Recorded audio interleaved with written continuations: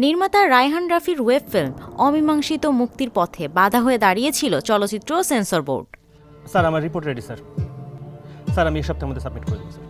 একটি কাল্পনিক কাহিনী নিয়ে নির্মিত এই ওয়েব ফিল্মটি রায়হান রাফি যেভাবে দেখাতে চেয়েছিলেন তা সম্ভব হয়নি।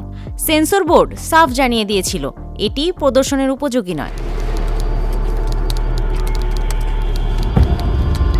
তবে ৫ আগস্টের পর পাল্টে গেছে দেশের চিত্র। সময়ের সঙ্গে বদলেছে পরিস্থিতি, বদলেছে অনেক কিছু।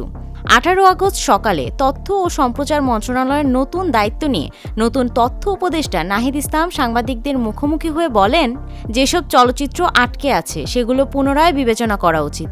নীতিমালা ভঙ্গ না হলে দ্রুততম সময়ের মধ্যে ছাড়পত্র দেওয়া হবে। এই কথাগুলো যেন নতুন আশার আলো দেখালেও রায়হান রাফিকে।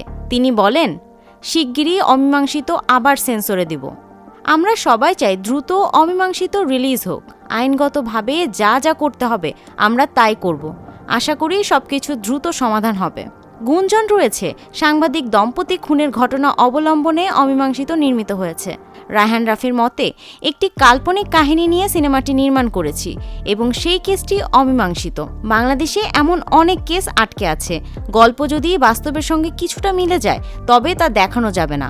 এটা কোনোভাবেই গ্রহণযোগ্য হতে পারে না। নতুন তথ্য উপদেষ্টা নাহিদ ইসলামের বক্তব্যে অনেকটাই স্পষ্ট, দেশজুড়ে বন্ধ হয়ে থাকা এসব শিল্পকর্মের মুক্তি কেবল সময়ের অপেক্ষা মাত্র।